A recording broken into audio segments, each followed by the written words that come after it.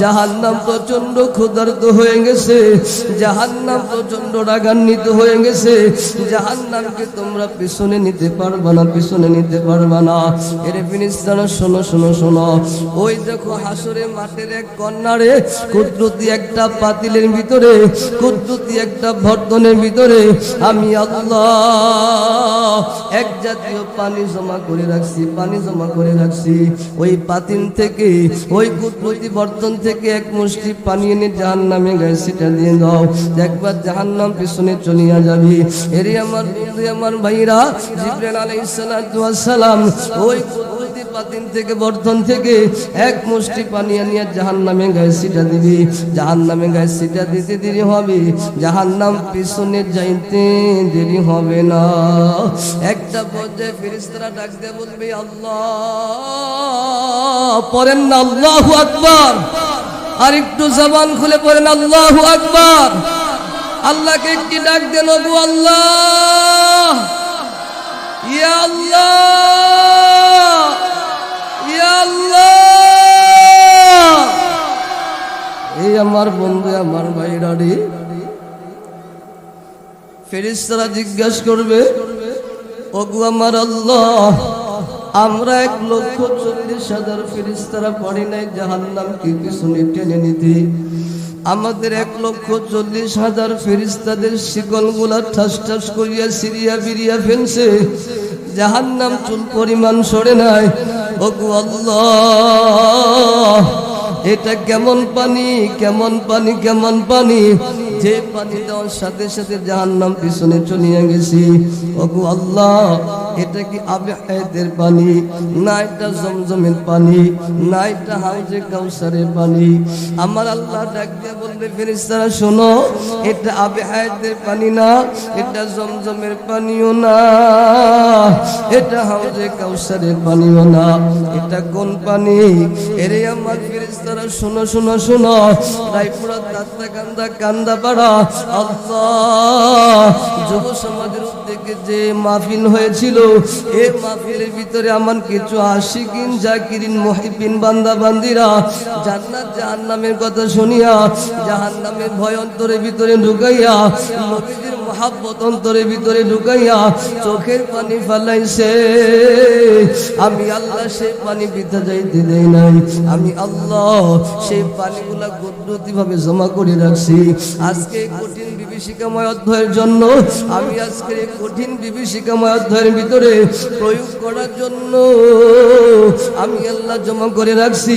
আজকে সেই চোখের পানি আমি আল্লাহ জাহান্নামে গায়ে সেটা দিয়ে দিয়েছি, এই জন্য জাহান্নাম সাথে সাথে পিছনে চলে গেছি।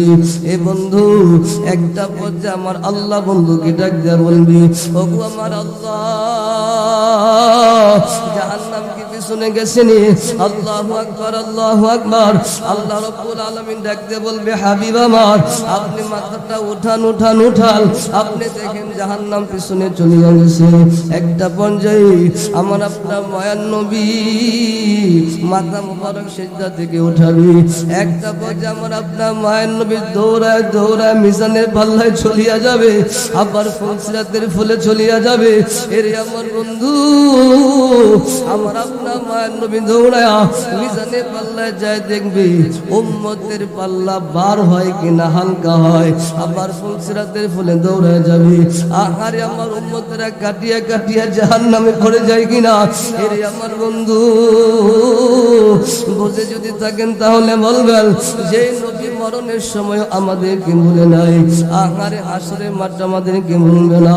যতক্ষণ না পর্যন্ত জান্নাতের ফয়সালা না হবে, ততক্ষণ না পর্যন্ত নবী আমাদেরকে এক বিন্দু পরিমাণ ভুলবে না। ও আমার বন্ধু, আমার হাবিব, এর আমার যুবক ভাইরা, বুঝে যদি থাকেন তাহলে বলেন, ওই নবীকে মহব্বত করা, ভালোবাসার দরকার আছে না নাই? এই আমার যুবক ভাইরা, বুড়া বাবারা, এই জন্য আমার আল্লাহ মহাগ্রন্থ কালামুল্লাহ শরীফের ভিতরে ঘোষণা করে বলেন, ওয়াইযা কিলা লাহুম আমিনু কামা আমানান নাস। ও আমার পৃথিবীর বান্দা বান্দিরা শুনো, আমার বন্ধু সাহাবায়ে কেরাম আমার বন্ধুর উপরে যেভাবে ঈমান আনয়ন করছে, আমার বন্ধুকে যেই পরিমাণ ভালোবাসছে মহব্বত করছে, ওই পরিমাণ মহব্বত ওই পরিমাণ ঈমান তোমরা আনবা।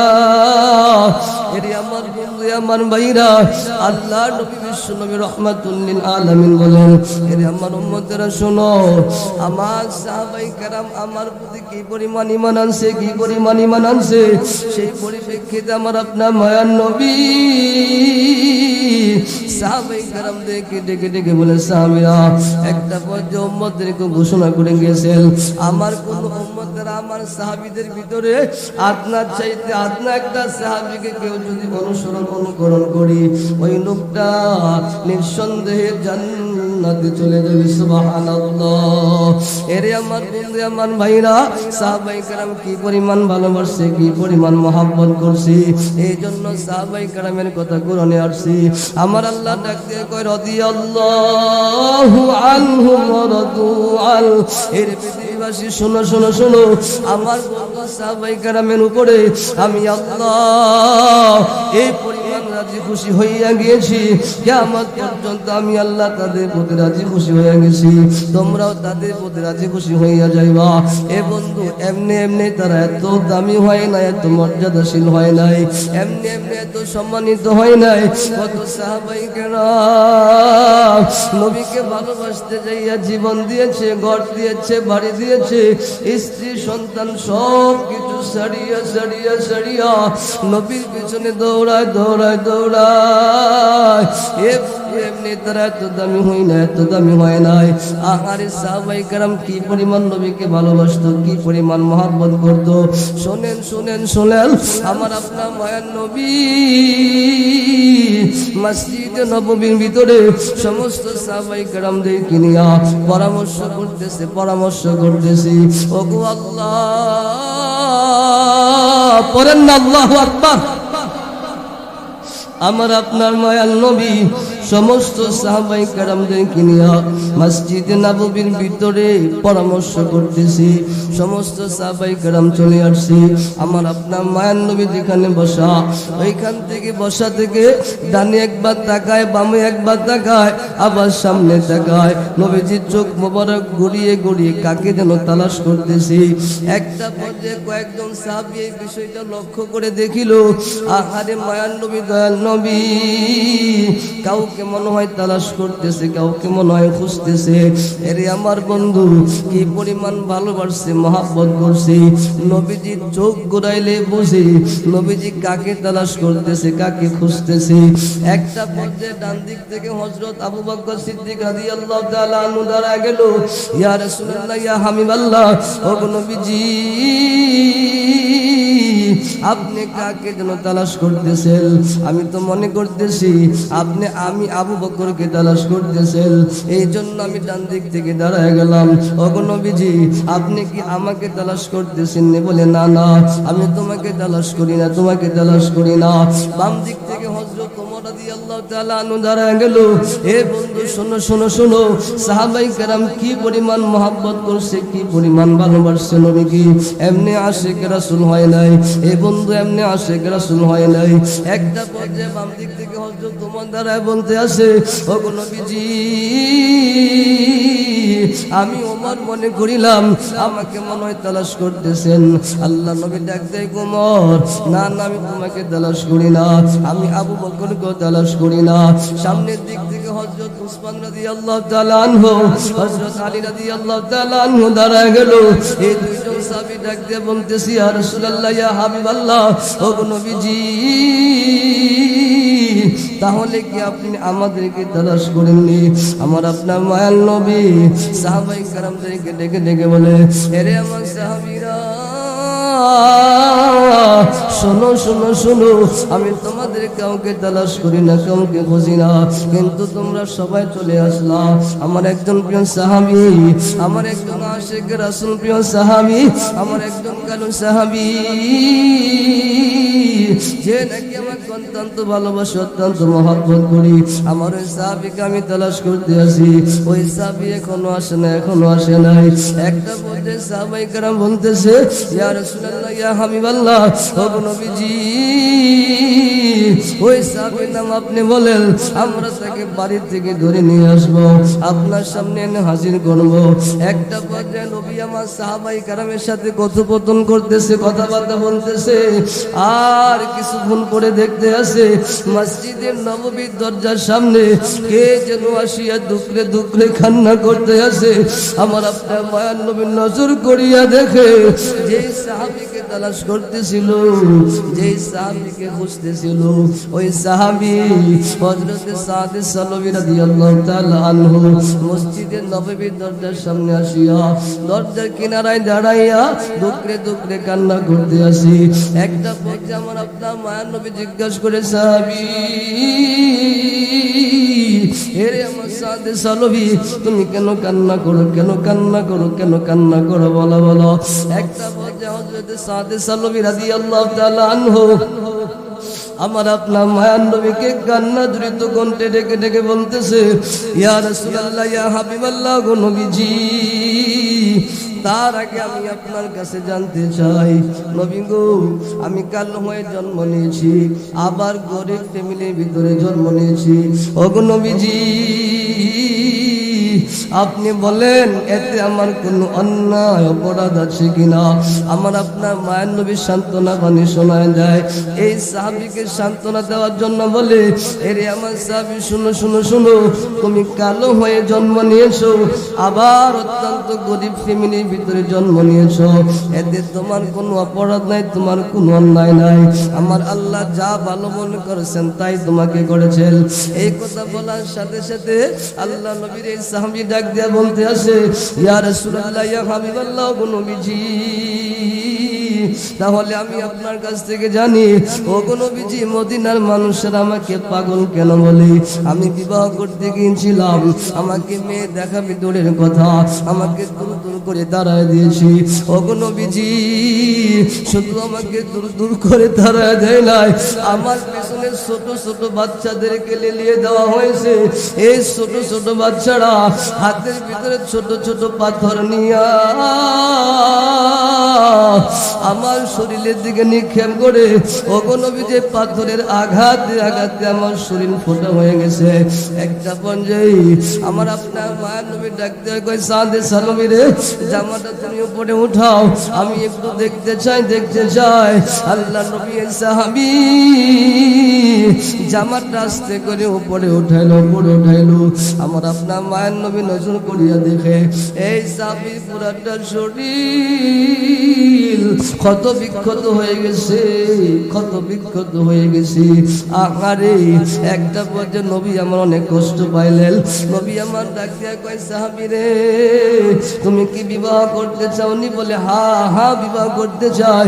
এ আমার যুবক ভাইরা, বুড়া বাবারা, কর্তার আম্মা জানেরা, শুনেন শুনেন শুনেন, ঘটনা অনেক লম্বা, আমি সংক্ষিপ্ত করে নিলাম। এরে আমার বন্ধু, একটা পর্যায়ে সাদে সালবীর জন্য আমার আপনার মায়ার নবী মদিনার ভিতরে সবচাইতে সুন্দরী সুশ্রী রমণী, যে মেয়েটার ব্যাপারে লকব ছিল, উপাধি ছিল হুরে মদিনা, হুরে মদিনা। এরে আমার বন্ধু, মদিনার ভিতরে এত সুন্দরী মেয়ে আর নাই, এত সুন্দর সুশ্রী মেয়ে আর নাই। আবার অত্যন্ত সম্ভ্রান্ত পরিবারের মেয়ে। আহা, তারা কেমন আশিক রাসূল ছিলেন, কেমন আশিক রাসূল ছিলেন। আমার নবীকে কি পরিমাণ মহব্বত করত, কি পরিমাণ ভালোবাসতো। আল্লাহ, আমার আপনার মায়ার নবী এই সাহাবীকে ডাক দিয়ে বলেন, সাহাবী রে, যাও যাও যাও, আমার অমুক সাহাবীর বাড়িতে তুমি যাও, তার একটা মেয়ে আসি, অত্যন্ত সুন্দরী সুশ্রী রমণী, যাও যাও, আমি তোমাকে বিবাহের প্রস্তাব দিয়ে পাঠাইলাম। এরে সাদে সালবী, তুমি যাও, তুমি ওইখানে যাইয়া বলবা আমি নবী বলে দিলাম, তার মেয়ের সাথে বিবাহ বন্ধনে প্রস্তাব দিয়ে তোমাকে পাঠাইলাম। যাও যাও, তুমি প্রস্তাব নিয়ে যাও। একটা পর্যায়ে আল্লাহ নবীর সাহাবী হযরত সাদে সালবী রাদিয়াল্লাহু তাআলা আনহু নবীজির কথা নিয়ে ওই সাহাবীর বাড়িতে চলে গেল। যে সাহাবীর মেয়ে আল্লাহ নবী পছন্দ করেছেন। একটা পর্যায়ে বাড়িতে যাইয়া সালাম বিনিময় করলো। আহারে, দেখছিল রে ভাই, এই যুবক ভাই, বড় বাবারা, শুনেন শুনেন শুনেন, কেমন আশিক রাসূল ছিল। যে মাত্র মেয়ের বাবাটা ঘরের ভিতরে প্রবেশ করলো, ঢোকার সাথে সাথে মেয়েটা ডাক দিয়ে বলতে আছে, আন্নাজা আন্নাজা ইয়া আবি আন্নাজা, হে আমার বাবা, হে আমার বাবা, আপনি নিজেকে যদি মুক্তি পাইতে চান এই মুহূর্তে দৌড়ে আপনি নবীজির দরবারে চলে যান। বাবা তো আশ্চর্য হয়ে গেল, এ আমার মা তুমি কি বলতে আসছো আমি বুঝলাম না। একটা পথে মেয়েটা ডাক দিয়ে বলতেছে, বাবা আপনি যেই ছেলেটার সাথে কথা বলছেন আমি আড়াল থেকে সব শুনেছি, সব আমি দেখেছি। ও আমার আব্বা, আপনি যে ছেলের প্রস্তাবকে প্রত্যাখ্যান করে দিয়েছেন, এখন ছেলে যদি আসলে নবীর কাছে যাইয়া বলি, ওগো আব্বা আমার নবী কিন্তু অত্যন্ত কষ্ট পাবে, আমার নবী যদি কষ্ট পায় এই মদিনার ভিতরে আপনার বিরুদ্ধে কোরআন নাযিল হয়ে যাবে। ওগো আমার আব্বা, কাজে আপনি যদি আল্লাহর পাকড়াও করা থেকে বাঁচতে চান এই মুহূর্তে দৌড়ে আপনি চলে যান নবীজির দরবারে। এবার বাবা মেয়েকে একটু পরীক্ষা করতেছে। এ যুবক ভাইরা শোনো শোনো শোনো, গভীর মনোযোগ দিয়ে শুনবা। মেয়ে কিন্তু অত্যন্ত সুন্দরী সুশ্রী রমণী, আবার কিন্তু মদিনার ভিতরে সবচাইতে সম্ভ্রান্ত পরিবারের মেয়ে, কোনো গরিব দুঃখীর মেয়ে না, বড় লোকের মেয়ে। আল্লাহ, এই মেয়ে কিন্তু ছেলেকে দেখেছে, ছেলেকে দেখার পরও বাবাকে বলতে আছে একটা পর্যায়ে, বাবা এই মেয়েটার ইমানের দরজার ভিতরে করানো নাই, একটু পরীক্ষা করতে আসি। বাবা ডাক দিয়া বলতেছে, ওরে আমার মা শোনো শোনো, আসলেই যদি আল্লাহ নবী এই সাহাবীকে তোমার জন্য পছন্দ করে থাকেন, তোমার জন্য নির্বাচন করে থাকেন, তাহলে তুমি কি বিবাহ বন্ধনে আবদ্ধ হইতে রাজি আছো কিনা বলো। একটা পর্যায়ে মেয়েটা ডাক দিয়ে বলতেছে, বাবা আল্লাহু আকবার। একটা পর্যায়ে মেয়েটা ডাক দিয়ে বলতেছে, বাবা ও আমার প্রাণের বাবা, আসলে যদি আল্লাহ নবী বিশ্ব নবী আপনার মেয়ের জন্য ছেলেটা পছন্দ করে থাকি, আল্লাহ এর চাইতে সৌভাগ্য আর কি হইতে পারে, এর চাইতে খুশখবরি আর কি হইতে পারে। একটা পথে মেয়ে ডাক দিয়ে বলতেছে, বাবা গো আমার পক্ষ থেকে কোনো অসন্তুষ্টমূলক কোনো কথা নাই, বাবা আপনি আগে দৌড়া নবীজির দরবারে চলে যান, বাবা আপনি আমার সাথে কথা বলে আর সময় নষ্ট করবেন না। একটা পর্যায়ে বাবাকে পাঠায় দিল। আল্লাহু আকবার, আল্লাহু আকবার। এরে আমার বন্ধু, আমার ভাইয়া, সাহাবায়ে কেরাম কি পরিমাণ ভালোবাসি, কি পরিমাণ মহব্বত করছি। একটা পর্যায়ে মেয়ের বাবা দৌড়ে নবীজির দরবারে চলে গেল। ইয়া রাসূলুল্লাহ, ইয়া হাবিবাল্লাহ, ও নবীজি আপনি কি আপনার সাহাবী হযরত সাদ সালবী রাদিয়াল্লাহু তাআলা আনহুকে আমার বাড়িতে পাঠাইছেন নি, আমার মেয়ের সাথে বিবাহ বন্ধনে প্রস্তাব দিয়া পাঠাইছেন নি। একটা পর্যায়ে আমার আপনার মায়ের নবী ডাক দিয়া বলে, এরে আমার সাহাবী, হা হা হা আমি নবী তো পাঠাইছি, আমার সাহাবী সাদ সালবীকে পাঠাইছি। বাবা ডাক দিয়া বলে, নবী গো আমার ভুল হয়ে গেছে, আমার ভুল হয়ে গেছে, ওগো আমার নবী আপনি আমাকে মাফ করে দেন, আমি বুঝতে পারি নাই। নবী গো আমি আজ দেরি করতে চাই না, আপনি এই মুহূর্তে আপনি বিবাহ বন্ধনে আবদ্ধ করে দেন। এরে আমার বন্ধু, আমার ভাইয়া, একটা পথে আমার আপনার মায়ার নবী এক কালো সাহাবী, আমার অত্যন্ত গরিব সাহাবী, আহারে একবেলা খাইতে পারলে আবার খাইতে পারে না। এরে আমার বন্ধু, এই কালো সাহাবীর সাথে অত্যন্ত সুন্দরী সুশ্রী মেয়েটা বিবাহ বন্ধনে আবদ্ধ হওয়ার জন্য রাজি হইয়া গেছি, বাবাও রাজি হইয়া গেছে। আহারে আজকে তো আমরা মেয়ে বিবাহ দিই, আহা ছেলেটার খবর নেই সরকারি চাকরি করি কিনা, আহারে সুদের সাথে জড়িত আছে, নামাজ কালাম নাই, নামাজ পড়ে নাই, এক ওয়াক্ত, গাঞ্জা টানে 5 ওয়াক্ত। আরে গাঞ্জা খোরের সাথে নেশা খোরের সাথে মেয়েটা উঠাই দেই, দ্বন্দ্বলত দেখি, বাহ্যিকে বিল্ডিং দেখি, ভবন দেখি। না না না না না, সুন্নতে রাসূল হইল ছেলেটা নামাজি কিনা, 5 ওয়াক্ত নামাজি কিনা, ছেলেটা সুন্নতে পায়রবি করে কিনা, 5 ওয়াক্ত নামাজ জামাতের সাথে পড়ে কিনা, এগুলা দেখা দেখা যাচাই কইরা নিজের কলিজার টুকরা মেয়েটাকে অর্পণ করা, নিজের মেয়েটাকে তারপরে ছেলের হাতে তুলে দেওয়া। না না, আজকে তো সেটা নাই রে বাবা। দেখেন তো তাদের ভিতরে কি পরিমাণ আজমত, ইজ্জত, এখলাক ছিল। একটা পর্যায়ে বাবা ডাক দিয়ে বলতেছি, ইয়া রাসূলুল্লাহ, ইয়া হাবিবাল্লাহ, ওগো নবীজি, আপনি আমার মেয়ের সাথে বিবাহ পড়ায় দেন।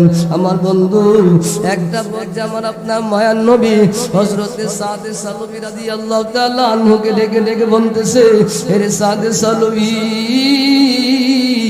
তুমি যে বিবাহ করবা তোমার কাছে মোহর আসেনি, মোহর আসেনি। আহা, আজকে তো আমরা মোহরের ব্যাপার অজ্ঞ, মোহর তো আমরা পরিশোধ করতেছি না। বাবারে, এখান থেকে শিক্ষণীয় কথা, এখান থেকে আমরা সবক নিতে পারি, মোহর না দিয়ে বিবির শরীরে টাচ করা যাবে না। বাবা, একটা পর্যায়ে আমার আপনার মায়ান নবী এই কারণ সাহাবী, গরিব সাহাবী হযরত সাদে সালবী রাদিয়াল্লাহু তাআলা আনহুকে বলি, এরে সাদে সালবী, তুমি যে বিবাহ করবা তোমার কাছে মোহর আসেনি, মোহর আসেনি। আহারে, এই সাদে সালবী ডাক দিয়ে বলে, ইয়া রাসূলুল্লাহ, ইয়া হাবিবাল্লাহ, গো নবীজি, আমার খবর কেউ না জানলো, আপনার চাইতে ভালো কেউ জানে না। নবী গো, আমার কাছে মোহর থাকবে কোথায় থেকে? আমি একবেলা খাইতে পারলে আবার খাইতে পারি না। ওগো নবীজি, আমার কাছে কোনো মোহর নাই, দেন মোহর নাই। একটা পর্যায়ে আমার আপনার মায়ার নবী এই হযরতে সাদে সালবী রাদিয়াল্লাহু তাআলা আনহুকে বলে, এরে আমার সাহাবী, শোনো, চিন্তার কোনো কারণ নাই, চিন্তার কোনো কারণ নাই। যাও যাও যাও, আমি 2 জন সাহাবীর কাছে তোমাকে পাঠাবো। এই 2 জন সাহাবী থেকে তুমি 400 দিনার, 400 দিরহাম নিয়ে আসবা। একটা পর্যায়ে আমার আপনার মায়ার নবী, আল্লাহ নবী প্রিয় সাহাবী আব্দুর রহমান ইবনে উকবা রাদিয়াল্লাহু তাআলা আনহু বাড়িতে পাঠাইলো হযরতে সাদে সালবী রাদিয়াল্লাহু তাআলা আনহু। আহারে, আল্লাহু আকবার, আল্লাহু আকবার। আল্লাহ নবীজি বললেন, সাদে সালবী, শুনো শুনো শুনো, যাও যাও যাও, আমার একজন আশিক রাসূল আছে, আমার একজন সাহাবী আছে, ওই সাহাবীর কাছে যাইয়া বলবা আমি নবীজি বলেছি তোমাকে 200 দিরহাম দেওয়ার জন্য। হযরত সাদে সালবী রাদিয়াল্লাহু তাআলা আনহু নবীজির এই বার্তা নিয়ে, খবর নিয়া ওই সাহাবীর বাড়িতে চলে গেল। যাইয়া বলল, ভাই, আল্লাহ নবী আপনার কাছে আমারে পাঠাইছে, আল্লাহ নবী বলছে 200 দিরহাম দেওয়ার জন্য। এরে বন্ধু, মুফাসসিরিনে কেরামগণ বলেন, যেই মাত্র নবীর কথা বলা হয়েছে সাথে সাথে দিরহাম দিয়ে দিল, কিন্তু 200 দিরহাম দেয় নাই, 200 দিরহামের চাইতে আরো বেশি দিয়েছি। বেশি কত দিয়েছে সেটা জানা নাই। বন্ধুরে, নবীর কথা শোনার সাথে সাথে তারা আমল করত, সামি'না ওয়া আতা'না। আহারে, নবীর কথা শোনার সাথে সাথে তারা পালন করত। একটা পর্যায়ে আমার আপনার বন্ধু, আল্লাহু আকবার, আল্লাহু আকবার, এই 200 দিরহাম নিয়ে নবীজির দরবারে চলে আসলো। এবার একটা পর্যায়ে 400 দিরহামের প্রয়োজন হবে, 200 দিরহাম নিয়ে আসছে, আরো 200 দিরহামের প্রয়োজন, কারণ বিবাহ বন্ধনে মোহর হইল 400 দিরহাম। এরে বন্ধু, আমার বাবারা, একটা পর্যায়ে আমার আপনার মায়ার নবী এই হযরতে সাদে সালবী রাদিয়াল্লাহু তাআলা আনহুকে বলে, এরে আমার সাহাবী, এবার তোমার আমি এমন একজন সাহাবীর কাছে পাঠাবো, যাইয়া বলবা আর 200 দিরহাম দেওয়ার জন্য, তোমাকে সাথে সাথে দিয়ে দিবি। কারণ সে গরিব হইতে পারে, কিন্তু দানশীলতার ভিতরে 1 নাম্বার। এরে আমার বন্ধু, আমার ভাইরা, আল্লাহ নবী ডাক দিয়ে কই, সাদে সালবী, আমার সাহাবী হযরত আলীর কাছে যাইয়া বলো, তোমাকে 200 দিরহাম দেওয়ার জন্য, দিরহাম দেওয়ার জন্য। একটা পর্যায়ে আল্লাহ নবীর সাহাবী পাপা হাঁটি হাঁটি করিয়া হযরত আলী রাদিয়াল্লাহু তাআলা আনহু বাড়িতে চলে গেল। যাইয়া বলল, ওগো আল্লাহর নবীর সাহাবী, আল্লাহর নবী আপনার কাছে আমারে পাঠাইছে 200 দিরহাম দেওয়ার জন্য। আমাদের সাথে সাথে 200 দিরহাম দিয়ে দিল। এই আমার যুবক ভাইরা, বুড়া বাবারা, হযরত আলী রাদিয়াল্লাহু তাআলা আনহু গরিব ছিলেন, কিন্তু দানশীলতার ভিতরে এক নাম্বার ছিলেন। কেমন গরিব ছিলেন, কেমন গরিব ছিলেন একটু শোনো। আল্লাহর নবী প্রিয় সাহাবী হযরত আলী রাদিয়াল্লাহু তাআলা আনহুর বাড়িতে 3 দিন অতিবাহিত হয়ে গেল। বাড়ির চুলায় কোনো আগুন ধরে না, আগুন ধরে না। ক্ষুধার যন্ত্রণা সহ্য করতে না পেরে গভীর রজনীতে আল্লাহ নবীর প্রিয় সাহাবী হযরত আলী রাদিয়াল্লাহু তাআলা আনহু একটা পর্যায়ে রাস্তার ভিতরে বের হয়ে পড়ল। এই আমার যুবক ভাইরা, বুড়া বাবারা, হযরত আলী রাদিয়াল্লাহু তাআলা আনহু দানশীলতার ভিতরে কি পরিমাণ এক নাম্বার ছিলেন, আমি ছোট্ট একটা উদাহরণ, ছোট্ট একটা দৃষ্টান্ত আপনাদের সামনে দিচ্ছি। আরে হযরত আলী রাদিয়াল্লাহু তাআলা আনহুর বাড়িতে 3 দিন অতিবাহিত হয়ে যায়, কিন্তু বাড়ির চুলায় কোনো আগুন ধরে না, খাবারও খাইতে পারে না। আবার এই দিক দিয়ে নবীদের কলিজার টুকরা ফাতেমা জোহরা রাদিয়াল্লাহু তাআলা আনহা তাপ উঠেছে, জ্বর উঠেছে, জ্বর উঠছে। ফাতেমা রাদিয়াল্লাহু তাআলা আনহা কিচ্ছু খাইতে পারে না। একটা পর্যায়ে আমার আপনার মায়ার নবী প্রচন্ড শীতের মৌসুমে, কনকনে শীতের ভিতরে গভীর রজনীতে পা হাঁটি হাঁটি করে রাস্তা দিয়ে হাঁটতে আসে। একটা পর্যায়ে আমার আপনার মায়ার নবী নজর করে দেখতেছে রাস্তার পাশে কে যেন চাদর মুড়ি দিয়ে দাঁড়ায় আছে। আমার আপনার মায়ার নবী ডাক দিয়া কয়, কে হে তুমি, কোথায় তোমার বাড়ি? একটা পর্যায়ে চাদর দিয়া মরিয়ে থাকা দাঁড়িয়ে ব্যক্তিটি বলতে আছে, ইয়া রাসূলুল্লাহ, ইয়া হাবিবাল্লাহ, ওগো নবীজি, আমি আর কেউ না, আমি হলাম আপনার সাহাবী হযরত আলী, আপনার কলিজার টুকরা ফাতেমা জোহরার স্বামী হযরত আলী। আমার আপনার মায়ের নবী ডাক দিয়ে কয়, আলী রে, এই প্রচন্ড শীতের মৌসুমে, কনকনে শীতের ভিতরে গভীর রজনীতে তুমি এখানে কি করো, কি করো, কি করো? একটা পর্যায়ে আলী ডাক দিয়ে কয়, নবী গো, আজকে 3 দিন অতিবাহিত হয়ে গেছে, আজকে 3 দিন অতিবাহিত হয়ে গেছে। ওগো নবীজি, আমার বাসার চুলায় কোনো আগুন ধরে না, আমি কোনো খাবার খাইতে পারি না। এই দিক দিয়ে আপনার কলিজার টুকরা ফাতেমা জোহরা তাপ উঠছে, জ্বর উঠছে। ওগো নবীজি, তার জন্য আমি খাবারের কোনো ব্যবস্থা করতে পারি না, সেও না খেয়ে আসি। একটা পর্যায়ে আমার আপনার মায়ের নবীর কথা শুনে হযরত আলী রাদিয়াল্লাহু তাআলা আনহুকে ডেকে বলতেছে, আরে আলী, এমন একটা সময় তুমি আমার কাছে বলছো, আমি নবীজির কাছে পর্যন্ত কোনো কিছু নাই, আমি যে তোমাকে দিব, তোমাকে একটু খাবার দিব, খাবারের ব্যবস্থা করে দিব, তুমি আমার মেয়ের জন্য নিয়ে যাইবা, এমন তো কোনো কিছু আমার কাছে ব্যবস্থা নাই। এরে আমার বন্ধু, আমার ভাইরা শুনেন, একটা পর্যায়ে আমার আপনার মায়ার নবী হযরত আলী রাদিয়াল্লাহু তাআলা আনহুকে বলতেছি, আরে আলী, শোনো শোনো, ওই তো দেখো একটা খেজুর গাছ দেখা যায়।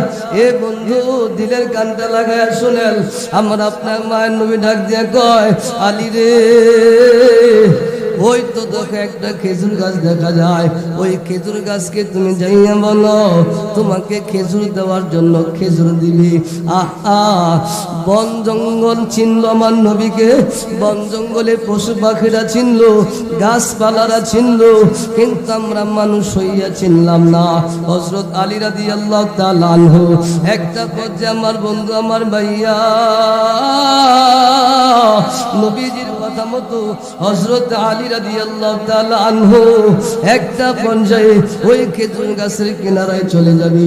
খেজুর গাছের কিনারায় যাইয়া হযরত আলী রাদিয়াল্লাহু তাআলা আনহু দেখবি আমার আপনার মায়ার নবী রাহমাতুল লিল আলামিন যে খেজুর গাছটার দিকে ইশারা করে বলছিল খেজুর দেওয়ার জন্য, হযরত আলী রাদিয়াল্লাহু তাআলা আনহু ওই খেজুর গাছের কাছে যাইয়া দেখবি খেজুর থাকবে দূরের কথা, ওই খেজুর গাছের ভিতরে ভালো করে ঠাইলা পর্যন্ত গজায় নাই।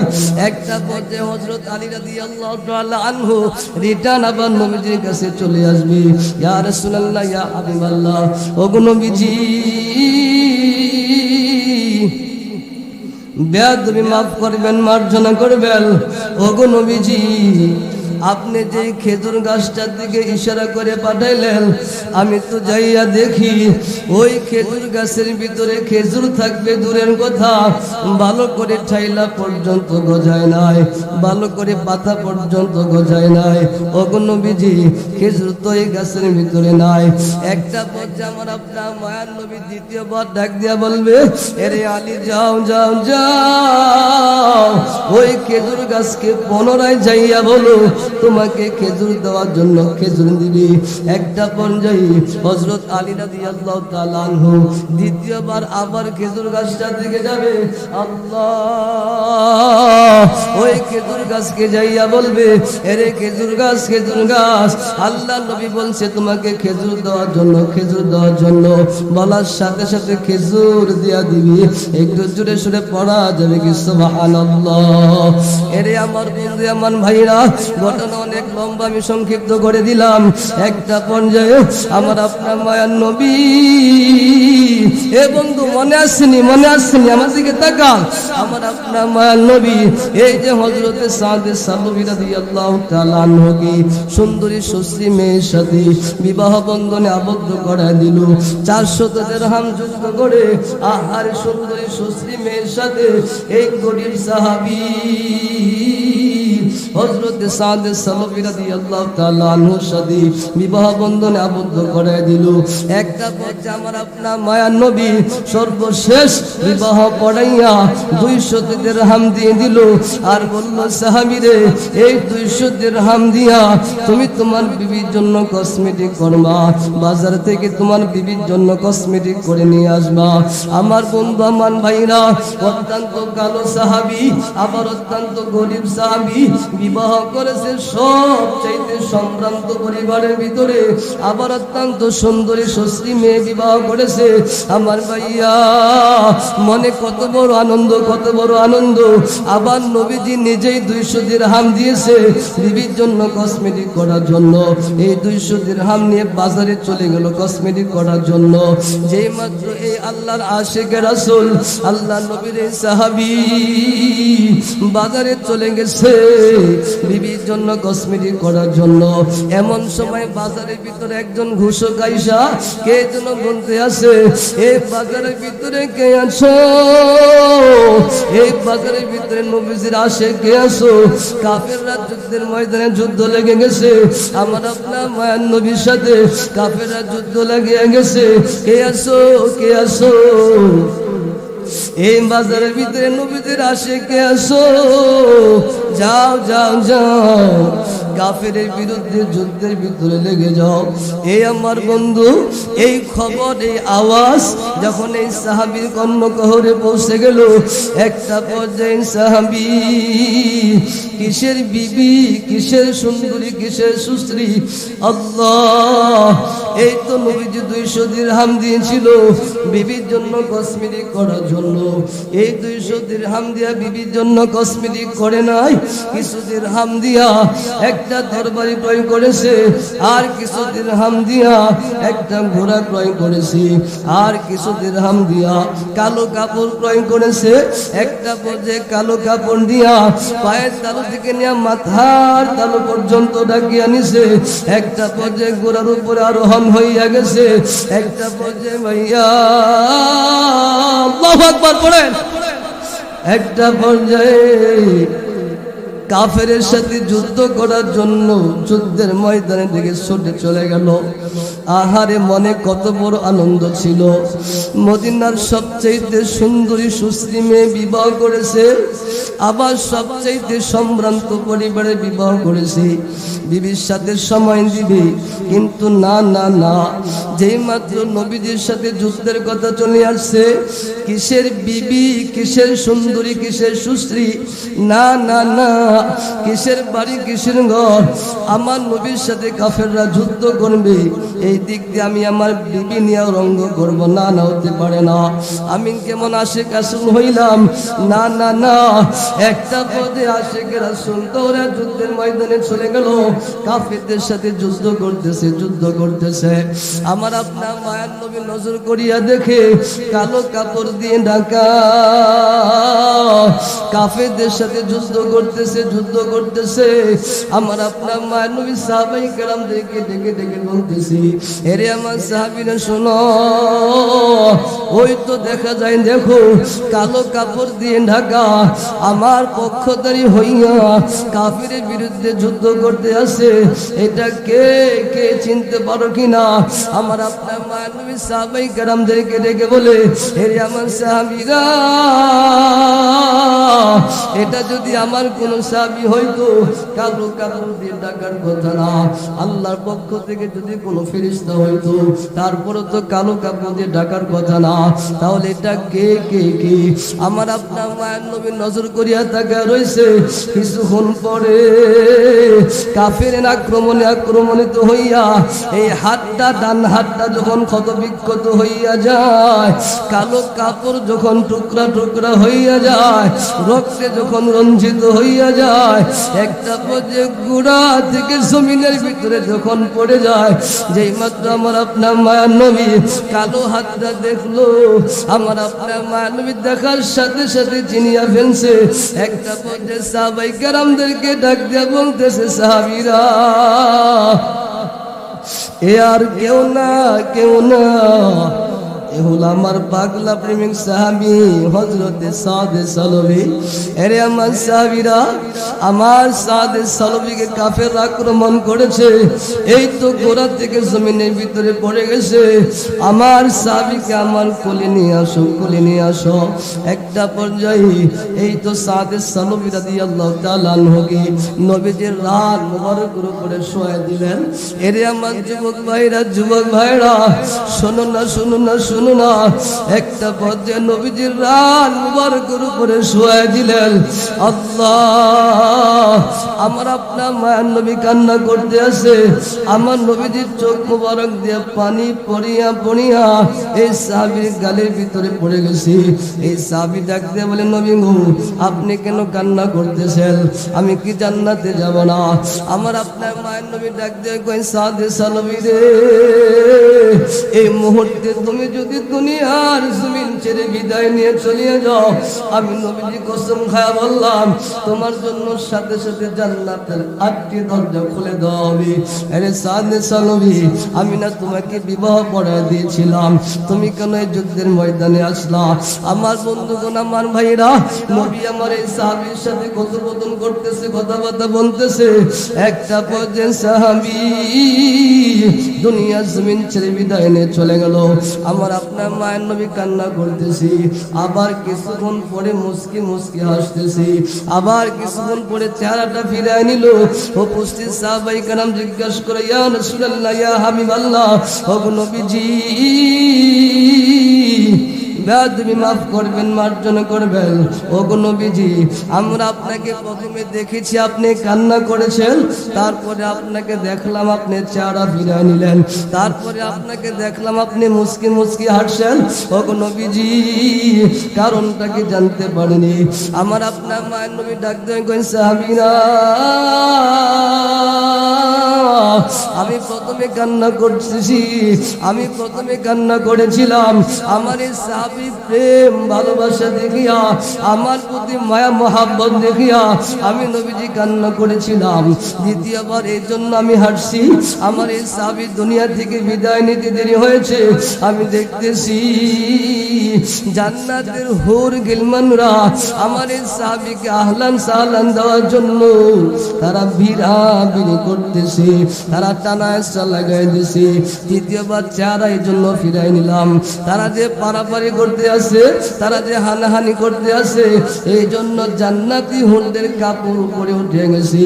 আমি নবীজি দেখিয়া লজ্জায় পড়ে গেলাম, আমি নবীজির চেহারা মোবারক ফিরাই নিলাম। এরে আমার ভাইরা, আল্লাহ নবী সাহাবায়ে কেরাম কি পরিমাণ মহাব্বত করছে, কি পরিমাণ ভালোবাসছে। বিবি সারিয়া, ঘর সারিয়া সব কিছু সারিয়া নবীর জন্য জীবন দিয়ে দিছে। আরে বন্ধু, বুঝে যদি থাকেন তাহলে বলেন ওই নবীকে ভালোবাসার দরকার আছে না নাই? আল্লাহ পাক আমাদের সব ভাইকে ওই নবীজির মহব্বত অন্তরে নিয়া, নবীজির সুন্নত মানিয়া দুনিয়ার জমিনে চলার তৌফিক দান করুক। সকলে বলেন আমিন। ও মদিনার মাটি রে, সকল সুখ বুঝি তোর কপালে। ঠিক কিনা বলেন? ও মদিনার মাটি রে, সকল সুখ বুঝি তোর কপালে। ও মদিনা রে, তোর বুকে আমার নবী, যার লাগি পাগল সবই, যার তোরে হইল সৃজন পৃথিবী।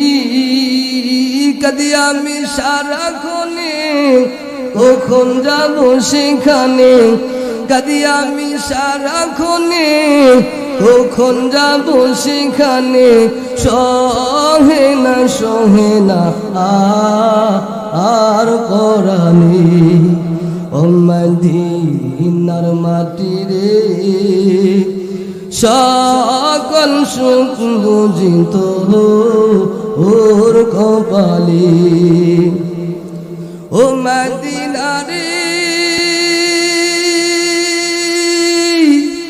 পাখি যদি হতাম আমি, উড়ে উড়ে যেতাম আমি, থাকতো না মনে কোনো যাত না।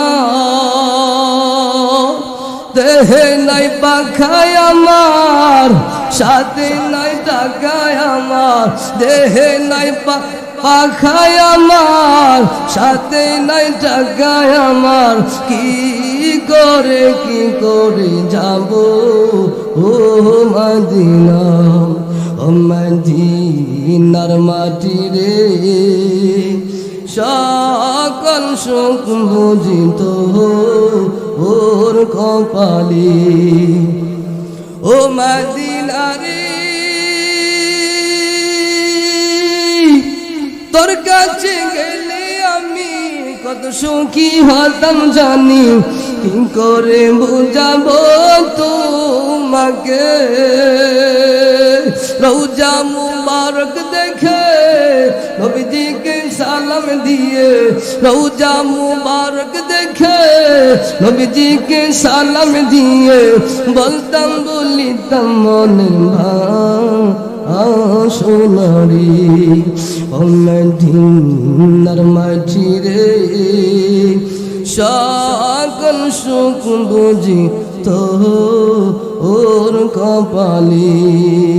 আল্লাহ সুবহানাহু ওয়া তাআলা আমাদের সবাইকে এই পর্যন্ত যে সমস্ত কথাবার্তা বললাম, প্রথমে আমাকে আপনাদের সবাইকে যেই কথাগুলোর উপরে মানলে, যেই কথাগুলোর উপরে দৃঢ় অটল অবিচল থাকলে দুনিয়াতে এবং আখিরাতে কামিয়াবি হওয়া যায়, সেই কথাগুলোর উপরে আমাদের সবাইকে আমল করার তৌফিক দান করুন। সকলে বলেন আমিন। আমি আপনাদের সকলের কাছে দোয়া চাই, আপনারা সকলে আমার জন্য দোয়া করবেন, আমি আপনাদের সকলের জন্য দোয়া করি। সকলেই ভালো থাকবেন। আসসালামু আলাইকুম ওয়া রাহমাতুল্লাহি ওয়া বারাকাতুহু।